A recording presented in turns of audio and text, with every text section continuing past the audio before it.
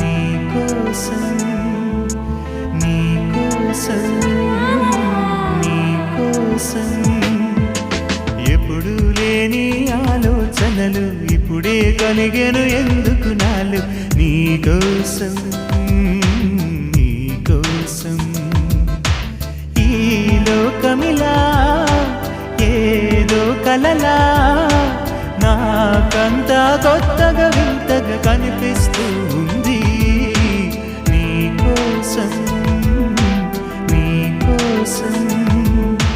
నీకోసం నీకోసం